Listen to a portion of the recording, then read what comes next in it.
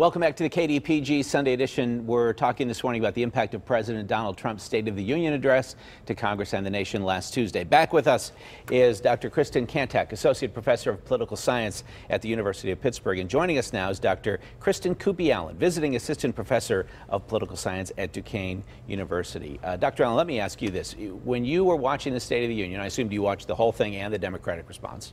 Yes. Okay. Occupational hazard. Okay. All right, we'll stipulate to that. Was there anything you didn't hear that you might have been expecting to hear? Yes. There was not much newness in the State of the Union. In the past, presidents had... You're not talking about Devin newness. You're talking no, newness. Things that are new. No, or newness right. in the State of the Union. Presidents typically use this as an opportunity to give us a snapshot into their legislative agenda for the next year, try to give us some ideas of ways that they might want Congress to produce some policy, and there really wasn't anything invigorating in terms of a policy agenda.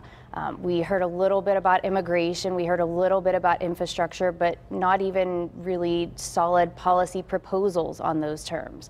It was very much just a celebration of what President Trump believes he has accomplished in his first year in office. And that's okay, right? It can be whatever the president wants it to be. That is okay. There's nothing mandated that the president has to speak about. Just traditionally, presidents have used this as sort of a jumping off point to launch a legislative agenda for the coming year. Can anybody think back to Obama's State of the Union in 2012 or Clinton's State of the Union in '97? Do these speeches become political milestones that you can say, well, this led to this directly? The Monroe Doctrine we'll leave alone for now. But, don't forget Axis of Evil. Axis of Evil, President Right. George W. Bush, right. Anything like that? I mean, as you were watching the other night, were you thinking, oh, this is a moment. It's not just rhetoric. This is something real that's happening. Or even, let me widen the question out. What about just the way that the Republicans, many of whom were skeptical of Donald Trump? You don't hear so much of that from Lindsey Graham anymore. You don't hear that much from Bob Corker anymore, Jeff Flake. They've sort of quieted down. What about just the embrace of the Republican Party of their president? Was that surprising in any way? How all of that, the never Trumper, that's all seemed to have quieted down. He seems to have full communication and ownership of his party, does he not? Yeah, I think so. I mean, I think that and this was for maybe the first real visual demonstration. Absolutely, because I think that for a lot of Republicans, the deal was they didn't like Trump, but they were hoping to get a Supreme Court nomination and a tax cut. So check, right? They got what they wanted out of that kind of deal with going along with someone who they didn't much like his rhetoric. They would have preferred another candidate. But this deal worked out well for Republicans. They got the policies they wanted. Okay, but meanwhile, President Trump, while accepting the Republican nomination, basically destroyed the Republican Party by running against the Republican Party and basically saying a pox on both of you guys, the Republicans and the Democrats. Bobby Jindal wrote a Wall Street Journal op-ed, which I think is the most important op-ed probably in a decade, saying basically the Republican Party has been destroyed and we need to rebuild it along the lines of the Trump notion, but without Donald Trump. And Bobby Jindal is an interesting case because when he left as we recall many years ago, it feels like now, he was running for president, and he stopped running for president and he ended his PAC, which is something that candidates almost never do. It was a real surprise to see him do that, and I think that it probably really spoke volumes about what Jindal thinks about the future of the Republican Party and his own future. I think this is a really different Republican Party because they've made this deal with Donald Trump to get their tax cuts and to get their Supreme Court nominee.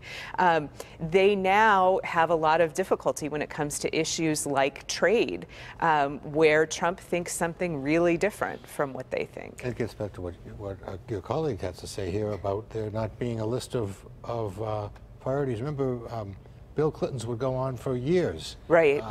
George W. Bush, we talk about cancer and talk about bridges and talk about, he could do everything but talk about dental bridges. I mean, it went on and on. There was no one single proposal. And guys, don't forget, in the bureaucracy, look carefully at those things and say, oh, the president wants this.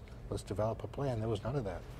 And there a lot of times we see, and this is sort of what Kristen was saying, a lot of times we see in these speeches presidents saying, here's an important new way we're going to move forward. And a lot of times we don't remember those, right? And that's what was important about Clinton's first State of the Union address, is he said healthcare is a national issue and we're going to do something about it. Now, he failed in doing it, right? But that State of the Union address was where that became a national issue that now is sort of taken over. And the same thing is true with Bush and privatizing Social Security. Again, that issue has changed, but this is a way for presidents to open up policy windows that haven't previously been open. Or to deliver philosophical themes the way Roosevelt did with the Four Freedoms. Right. That's the other State of the Union that sometimes people remember. But we fought a world war over the Four Freedoms.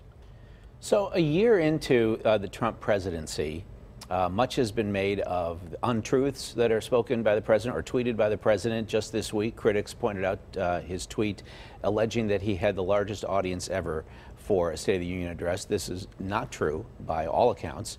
At this point, does calling out a misstatement, an untruth, a lie, does it matter anymore? Does fact-checking matter? It absolutely matters. Because it shouldn't happen. What price will Donald Trump pay for that incorrect tweet? It might not be any price at all, but it shouldn't stop those who have a responsibility to do it from doing so. The media needs to keep calling him out on it. They need to not be afraid of saying, this is not a true statement. The media's been doing that since day one, since Sean Spicer said it was the largest inauguration crowd. It hasn't changed the behavior of the White House.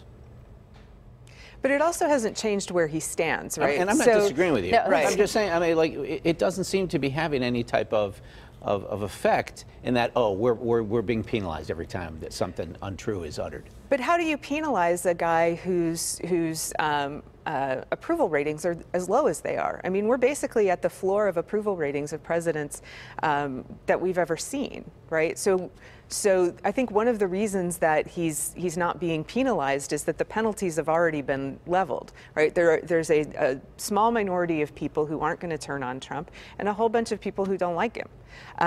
And he could change the minds of the people who don't like him if he stopped lying, perhaps. But I don't think that matters to him. Well, this is a midterm election year. Do you think the president or those close to the president might prevail upon him to say, you know, catering to the base isn't enough?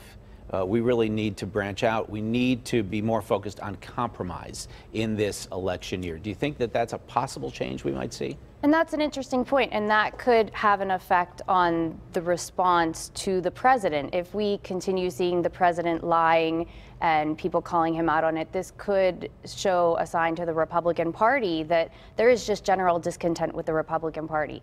Trump isn't up for election this year. There are 435 members of the House of Representatives and a number of Congress people, and we've already seen a pretty substantial number of Congress people say that they are no longer going to run for election because they just can't stand the partisan climate. Being a member of Congress in 2018 and 2019 is not what it used to be. And a lot of it is because of just this very weird political Republican Democrat awkwardness that's going on. So continuing to call them out is a good idea, if not because it's holding other people accountable and not just the president. But to follow up here, given the nature of gerrymandering and how these gerrymandered districts are, they have internal integrity in some ways. They're very, very Republican or very, very Democratic. There's no penalty for the president to become to stay the way he is, because the base people are all congealed in base districts. Well, now we're starting to see governments and courts recognizing that these gerrymandered districts are a problem. We recently saw the Pennsylvania Supreme Court rule the Pennsylvania districts unconstitutional. So we are seeing that courts are beginning to recognize this inherently unfair gerrymandering among the partisan districts, and hopefully Pennsylvania will somehow come up with a plan to make these districts more fair, and hopefully that will lead to a more partisan or bipartisan divide amongst our population. But, you know, here's to hoping. You know, you think back to when Donald Trump was the president-elect, a lot of people were predicting, well, he was one way as a candidate. He's going to be different as a president. Washington will change him. But it sounds like you would both argue that Trump has changed Washington. And all of these Republican Congress members who are bailing out, are you arguing that they don't like what Washington has become in the last year? Yes. That's Yes. Trey Gowdy on down. Yes, and I remember quite clearly, yes, last year after President Trump gave his joint address to Congress, Van Jones infamously now went on the national commentary afterward and said, this is the speech that made Trump presidential.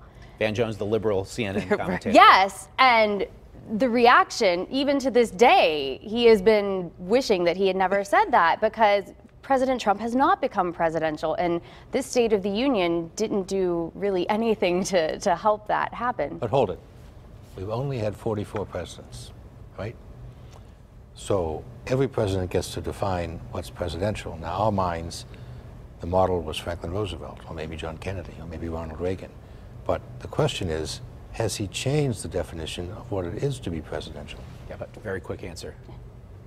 Yeah, I think he has, and it's not about policy, and that's worrisome from a separation of power standpoint, because Congress is getting more power. Got to go. Back with some final thoughts in just a minute.